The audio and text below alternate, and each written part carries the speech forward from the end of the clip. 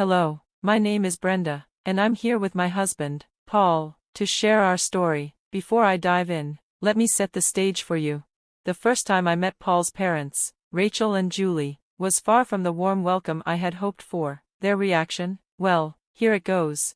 "I can't believe you're with Brenda, Paul. She has nothing to offer, just a basic office job. How is she supposed to contribute to a better life for us?" they criticized sharply. But Paul stood firm. "I love Brenda, and that's all that matters to me. Her financial situation is irrelevant. I've told you this before." They, however, wouldn't budge. "We've been clear, Paul. If she can't bring more to the table, we can't accept her into this family. You need to reconsider." Paul didn't flinch. "No, Brenda is the one I've chosen. I had everything planned out for the proposal, and now you've ruined it." I was stunned. Paul's intention to propose was a complete surprise. After 4 years together, I had hoped it might happen one day, but this sudden declaration, mixed with the tension, caught me off guard, and the way his parents reacted, that was even more concerning. Paul had warned me before this meeting. He told me, "Brenda, I know you hold your father in high regard and probably think my parents are the same, but they're not the kind-hearted people you imagine." I had responded naively, "How can you say that about them? They raised you. They must have done something right." "They raised me, yes, but it wasn't out of love. Everything they did, sending me to college, pushing me to succeed, was because they expected to benefit from it. They want me to marry someone wealthy, someone who can provide them with the life they've always wanted. They'll be disappointed when they learn about your job." I had no idea parents could be so self-serving. My own family had always been loving and supportive. Meanwhile, Paul, despite providing financial help to his parents, had a strained relationship with them, burdened by their constant manipulation and self-centeredness. Yet, no matter how much he disliked their behavior, he couldn't fully cut ties with them, haunted by their reminders of the sacrifices they made for him. That first meeting revealed their true colors. Despite their disapproval, Paul proposed to me, and we began planning our wedding. Rachel and Julie initially refused to attend, making it clear they were unhappy with the match. But with Paul's family being small, he longed for their presence and eventually convinced them to come. Their sudden change of heart came when they learned about my family's financial standing. My father owned a home and some property. Their attendance, however, came with strings attached. "Brenda," they said coolly, "we still don't approve of this marriage. Paul has done well for himself, and we expected him to aim higher financially. Frankly, we wouldn't have come if we thought your family had nothing. At least your father has some assets. Don't forget what we did for you when you come into your inheritance." On my wedding day, their mention of inheritance was not only inappropriate but downright infuriating. My father was alive and well, making their comments deeply offensive. I walked away from them, fuming. My father was my only family, and their boldness in expecting a share of my finances was both hurtful and astounding. Still, I chose not to burden Paul with this on our special day, knowing how difficult it was for him to navigate his strained relationship with his parents. Sadly, that day marked the beginning of ongoing tensions. Although Paul and I were blissfully happy, his parents never stopped meddling in our finances, always probing about my father's wealth. We never indulged their curiosity, but their pestering only increased. Their entitlement became unbearable, as if they had any right to know the details of my father's financial situation.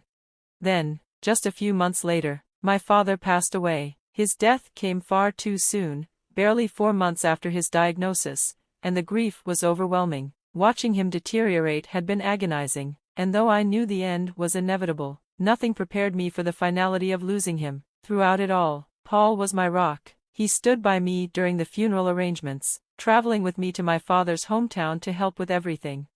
But even in the midst of my grief, Rachel and Julie's insensitivity knew no bounds. They bombarded me with intrusive calls and messages, all asking about the inheritance and funeral costs. Paul and I were appalled by their lack of compassion, but we decided to hold off on confronting them until after the funeral, not wanting to add more stress during such a difficult time. However, as soon as we returned home, Rachel and Julie wasted no time. They barged into our lives again, eager to press us for details. "Now that the funeral's over," Julie began, "we're dying to know, did your father leave you the house? He must have, right?" I was stunned by her audacity. "Why on earth would my inheritance be any of your concern?" I shot back, barely containing my shock. Julie didn't even flinch. "Oh, come on, Brenda, Since Paul chose you, we've always been curious. With your average job and looks, we figured there had to be some financial reason. We thought it must be the money." Paul immediately stepped in, furious. "How dare you say that? I've told you time and again that I married Brenda for love, not money. You need to respect that." But Julie pressed on, undeterred. "We're just asking, Paul, if she has money. It's a relief, honestly. Knowing you married someone with assets would be a comfort. It'd be nice to know you've secured something for our future."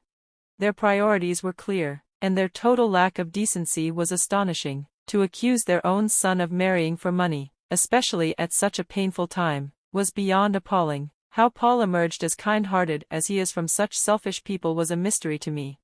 "Enough with the games, Brenda," Rachel chimed in. "We've been waiting to hear about the inheritance. Your father must have left something substantial. What about the house? We could use it, you know. We're family now, after all."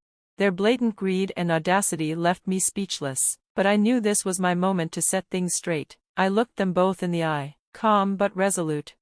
"Actually, the house wasn't in my father's name when he passed. He had to let it go due to financial circumstances."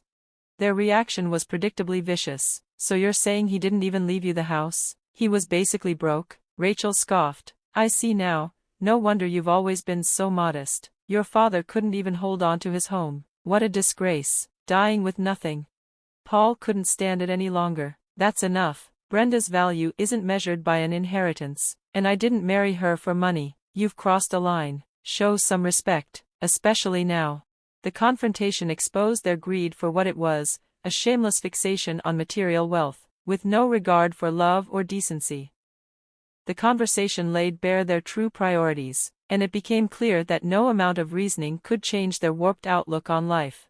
In an outrageous display of entitlement, Paul's parents went so far as to say they wouldn't allow him to stay married to me. They expressed their disappointment that he'd married into what they considered a financially inferior family. Worse yet, they accused me of trapping Paul for his wealth and vowed to keep me from isolating him from his supposed fortune. They even began pressuring Paul to divorce me, insisting he marry someone richer who could fund the lavish lifestyle they believed they deserved. It left Paul torn between his love for me and the toxic manipulation of his parents. I knew it was crucial to address the situation directly. I urged Paul to consider the extent of his parents' manipulative behavior and question if he was willing to let their greed dictate our future.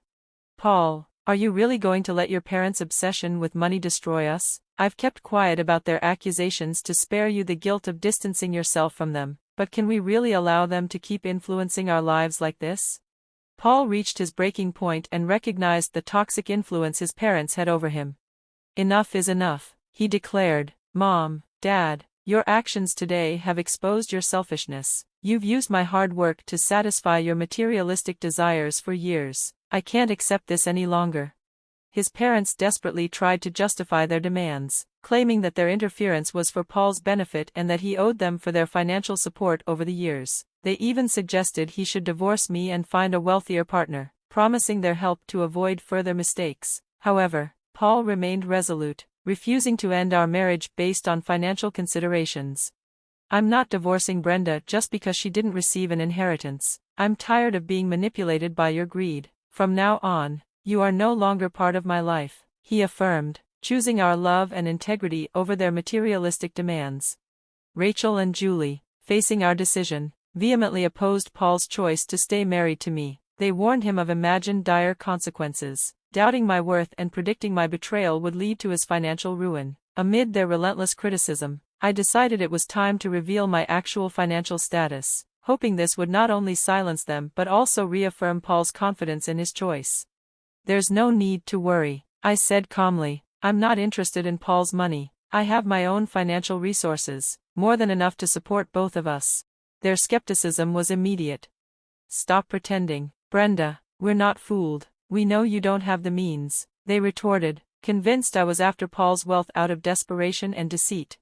To their astonishment, I clarified, "Actually, I'm not in need. My bank account holds $65 million, a legacy from my father, not earned through my job but inherited directly." Their denial was instant. "That's impossible. You said your father left nothing behind," they argued, convinced I was trying to deceive them. Yet Paul signaled me to continue, fully aware of the truth. When I showed them my bank balance, their skepticism turned to shock. They couldn't believe their eyes and insisted, "This can't be real, you must have falsified these records." They questioned the source of my wealth. Given my earlier statement about my father's assets, I had left out one detail. My father owned a large ranch where he lived. He sold the ranch and the house before his passing, giving me an early inheritance. He chose to enter hospice on his own terms, not wanting me to bear the financial burden of his care. Unlike you, he valued my well-being over his financial legacy. This revelation was meant to not only silence their greed but also highlight the stark difference in values between us and them, affirming our unity and resolve against their materialistic intrusions. Rachel and Julie were visibly shaken and skeptical, struggling to reconcile the reality with their preconceived notions. They turned to Paul for confirmation, and once he affirmed my story, a brief silence followed. Then, as if on cue, their attitudes shifted dramatically. They praised the situation, lamented their previous doubts, and expressed their newfound joy over my financial status. What wonderful news! We were so worried, but it turns out our son chose wisely. "Brenda, you really should have shared about your wealth earlier," they effusively stated, trying to rewrite the narrative as if they had always supported us. Paul's expression conveyed everything I needed to know. He was ready to confront the situation, and I trusted him to represent both of us. His frustration flared as he demanded an explanation from his parents, incredulous at their sudden shift from antagonists to would-be allies simply because money was now in the picture. "How can you even think of acting like family now, after everything you've said and done?" he challenged them. Their defense was weak, claiming ignorance due to my supposed secrecy about my financial situation. "We didn't know she was wealthy. Had we known, our reactions might have been different," they argued, hoping for a quick resolution and forgiveness. But Paul was resolute, his decision unwavering.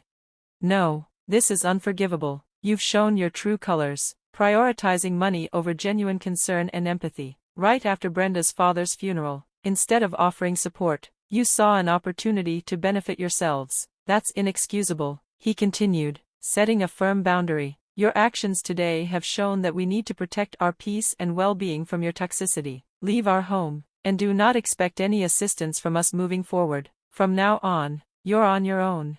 In that moment, Paul stood firm, prioritizing our dignity and the sanctity of our marriage over his parents' manipulative behavior, marking a decisive end to their influence in our lives. He made it clear that there would be no further financial assistance from us, stating they had forfeited any right to support given their actions.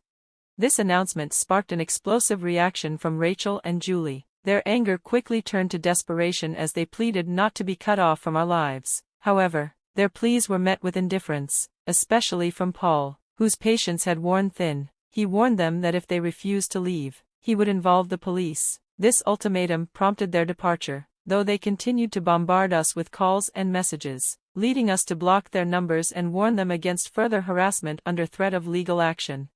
In the days that followed, Paul took charge of handling the fallout with his parents, giving me the space to mourn my father. I spent this time reflecting on the cherished moments we shared. My father's foresight and selflessness were evident in his decision to sell his property, ensuring I wouldn't be burdened and even covering his hospice care with the proceeds, an ultimate act of parental love. Meanwhile, Paul grappled with the loss of his family ties. Although it was a liberation from their toxicity, he faced criticism from some for his stance. However, sharing the full extent of their behavior turned public opinion against Rachel and Julie, leaving them isolated in their disgrace. Our efforts to cut contact, including changing the locks, continued as their attempts to reach out persisted, leading us to consider legal restraining orders as a final measure. Amidst these challenges, we received the joyful news of my pregnancy. While it is bittersweet that my father won't be here to share in this new chapter, the anticipation of welcoming our child has brought Paul and me closer together, filling us with excitement and hope for the future. We look forward to embracing the joys of parenthood and cherishing every moment of this unexpected blessing.